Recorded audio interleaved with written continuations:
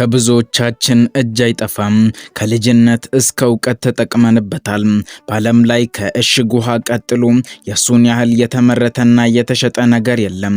ከፍቅር ደብዳቤ እስከ ስራ ማመልከቻ፣ ከትምህርት እስከ ባንክ ፊርማ፣ ከድርሰት ጽሑፍ እስከ ቤት አስቤዛ ድረስ አብሮን ዘልቋል። ብቻ ምን አለፋችሁ ያልገባበት የለም። ታውቁታላችሁ፣ ቢክ እስክርቢቶ ነው። ቢክ ዓለምን በማካለል ወደር የታጣለት ዓለማችን ላይ ከ100 ቢሊዮን ጊዜ በላይ የተሸጠ ድንቅ የጽህፈት መሳሪያ ነው። ነገር ግን ለዓመታት በቢክ እስክርቢቶ ስትጽፉ ምን ያህሎቻችሁ ከቢክ እስክርቢቶ ጀርባ ስላለው አስገራሚ ሚስጥር ታውቃላችሁ? እስከዛሬ ድረስ ለዓመታት ያልተፈታውን የቢክን ሚስጥር ወደኋላ ተጉዘን የምንፈታው ይሆናል። ይህንን የዩቲዩብ ቻናሌን ሰብስክራይብ በማድረግና የደውል ምልክቷን በመንካት በየዕለቱ አስገራሚና ወቅታዊ መረጃዎች እንዲደርሳችሁ ማድረግ ትችላላችሁ።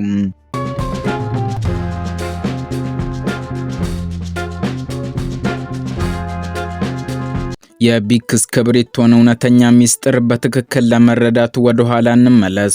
ከአውሮፓውያኑ የዘመን ቀመር ከ1940ዎቹ በፊት የሰው ልጅ ሐሳቡን፣ ፍቅሩን፣ የንግድ ውሉን ወይም እውቀቱን በወረቀት ላይ ለማስፈር የሚጠቀምባቸው መሳሪያዎች እጅግ አስቸጋሪና ውድ ነበሩ።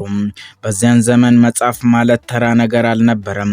የሀብታሞች የባለስልጣናትና የንጉሳውያን ቤተሰቦች ብቻ የቅንጦት መብትም ጭምር ነበር።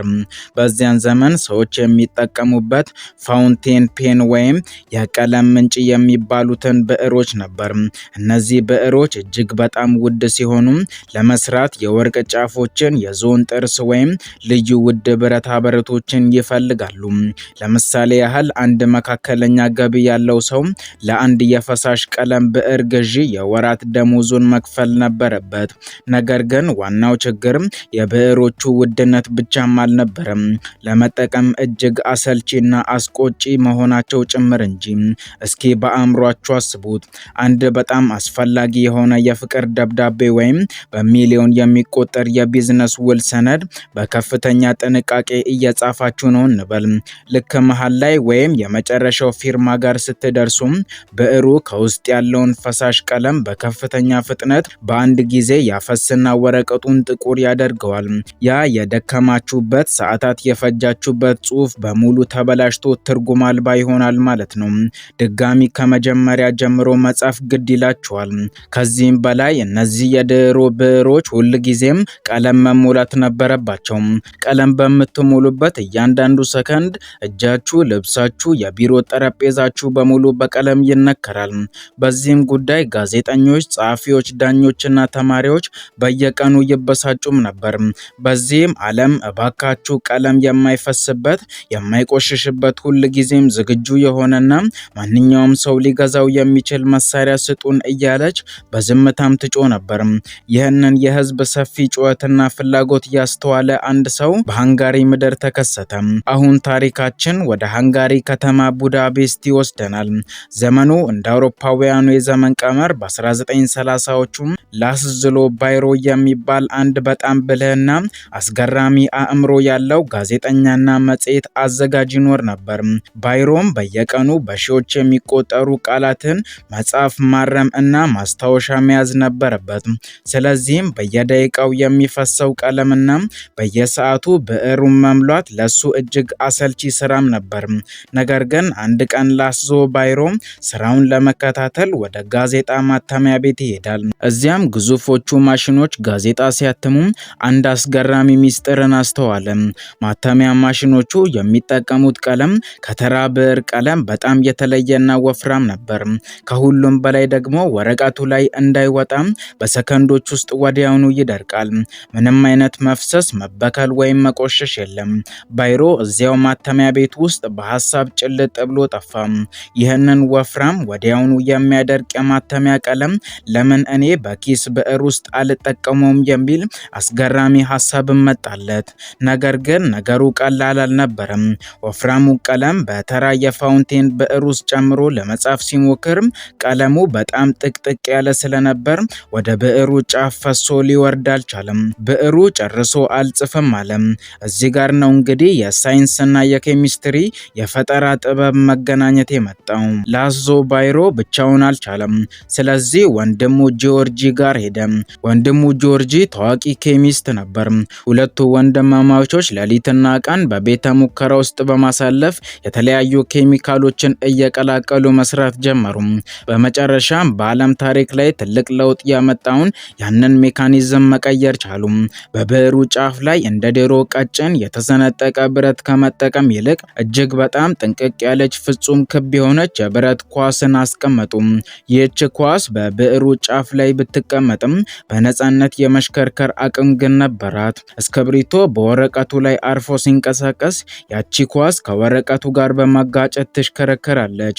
ስትሽከረከር ከላይ ያለውን ወፍራም ቀለም እየነካችና እየጠቀሰች ወደ ታችም ተወርደው ነበር። ቀለሙ ወረቀቱ ላይ ሲያርፍ ደግሞ በአየር ንክኪ ምክንያት ወዲያውኑ ይደርቃል። ይህ ፈጠራ በዓለም ላይ ለመጀመሪያ ጊዜ ቦል ፖይንት ፔን ወይም የኳስ ጫፍ ብዕር ተባለ። እንደ አውሮፓውያኑ የዘመን ቀመር በ1938 ላዞ ባይሮ የዚህን ድንቅ ፈጠራ ህጋዊ የባለቤትነት ፓተንት መብቱንም አስመዘገበ።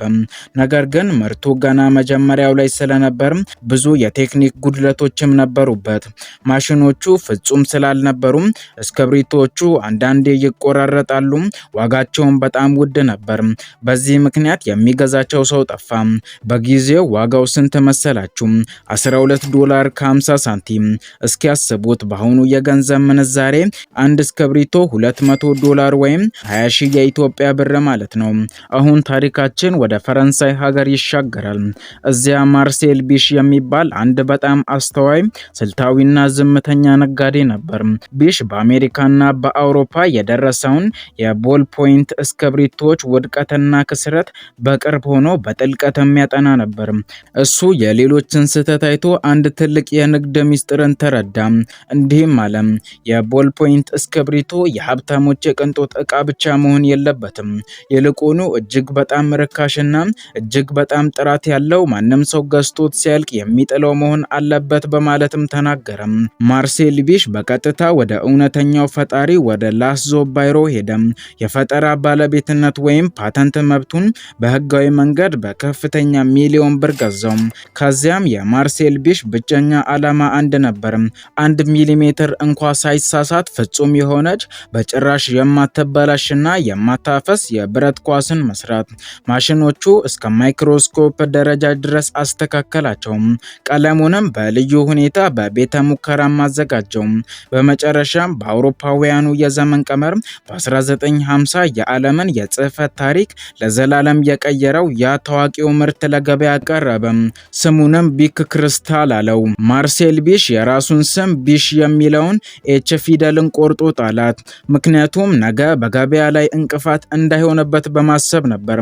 ማርሴል ቢሽ ያመረተው የአዲሱ እስክሪብቶ በፈረንሳይ ገበያ ላይ ሲቀርብ ዋጋው ስንት ነበር መሰላችሁ? 10 ሳንቲም ብቻ። አዎ በትክክል ሰምታችኋል። 10 ሳንቲም በአሜሪካ ገበያ ደግሞ በ19 ሳንቲም ቀረበ። ህዝቡ መጀመሪያ ላይ ደነገጠ፣ ተጠራጠረ። ነገር ግን ተማሪዎችና ነጋዴዎች ገዝተው ሲሞክሩ ተአምር ሆነ። እስክሪብቶ ከመጀመሪያው መስመር እስከ መጨረሻው ጠብታ ድረስ ያለምንም መቆራረጥ በጣም ለስላሳና ማራኪ በሆነ መንገድ ይጽፋል። አይፈስም፣ አይበክልም፣ ልብስም አያበላሽም። በአጭር ጊዜ ውስጥ የፈረንሳይንና የለንደንን ትምህርት ቤቶች ቢሮዎች ሙሉ በሙሉ አጨናነቃቸው። ማርሴል ቢሽ የንግድ ነጋዴ ብቻ ሳይሆን የዲዛይን ሊቅም ነበር። ዛሬ ሁላችንም የምንጠቀመው የቢክ እስክሪብቶ የላስቲክ አካል ለምን ባለ 6 ማዕዘን ወይም ሄክሳጎን ዲዛይን እንደተደረገ ምን ያህሎቻችሁ ታውቃላችሁ? ከበስተጀርባው 3 ትላልቅ ምልክቶች አሉት። አንደኛ ልክ እንደ ጥንታዊው የእስራስ ቅርጽ እጃችን ላይ በደንብ እንዲቀመጥና በላብ እንዳያንሸራትተን ነበር።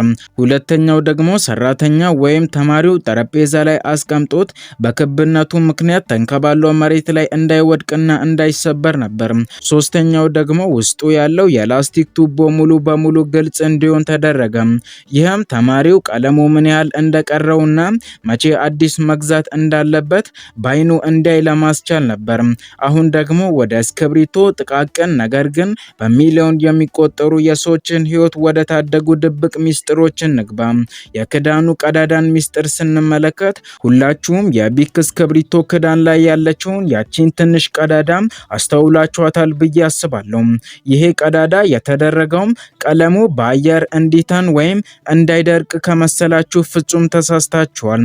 ይህ ቀዳዳ የተሰራው የሰዎችን ህይወት ለመታደግ የተሰራ አስደናቂ የኢንጂነሪንግ ጥበብ ነው። በዓለም ዙሪያ በሚሊዮን የሚቆጠሩ ህፃናት፣ ተማሪዎችና ትላልቅ ሰዎች ጭምር በሚያስቡበት ወይም በሚጨነቁበት ጊዜ የእስክብሪቶን ክዳን በአፋቸው የመያዝ መጥፎ ልማድ አላቸው። በታሪክ ውስጥ በየዓመቱ ብዙ ህፃናት በስህተት ይህንን ክዳን ይውጡትና ጉሮሯቸው ወይም የመተንፈሻ ቱቧቸው ላይ ይታነቃል። ማርሴል ቢሽ ይህንን አደጋ ለመከላከል ክዳኑ ላይ ቀዳዳን አደረገ። አንድ ህፃን ክዳኑን ቢውጠውና ጉሮሮ ላይ ቢሰካ እንኳን ያቺ ቀዳዳ አየር እንዲያልፍ ታደርጋለች። ዶክተሮች ወይም አምቡላንስ ህፃኑ ጋር ደርሶም ክዳኑን እስኪያወጡት ድረስ ህፃኑ ሳይታፈን በህይወት እንዲቆይም ያደርገዋል ማለት ነው። ይህች ትንሽ ቀዳዳ ብቻ በየዓመቱ በዓለም ዙሪያ በሺዎች የሚቆጠሩ ህፃናትን ህይወት ትታደጋለች። ይህም ከጽህፈት ፍላጎት በላይ የተሰላ ድንቅ አቅምን እያሳየ ነበር። ዛሬ ቢክ እስክብሪቶ የማርሴል ቢሽን ያንን የማምረት ፍልስፍና በመጠቀም በዓለም ላይ ለመጀመሪያ ጊዜም ትልቁ የተጠቅሞ መጣል እቃዎች ንጉስ ሆኗል። ባለፉት ዓመታት ውስጥ ብቻ ከ100 ቢሊዮን በላይ የቢክ እስክብሪቶ በዓለም ዙሪያ ተሽጠዋል። ይሄ ቁጥር ማለት በአሁኑ ሰዓት በዓለም ላይ ላለው ህዝብ በሙሉ ለእያንዳንዱ ሰው ከ10 በላይ እስክብሪቶ ማከፋፈል ማለት ነው። ዛሬ በእጃችን ላይ ስላለው ቢክ እስክብሪቶ የጀርባ ታሪክ በዚህ መልኩ አቀረብንላችሁ። በቀጣይ በአስገራሚ ቪዲዮ እስከምንመለስ መልካም ጊዜ ሆነላችሁ።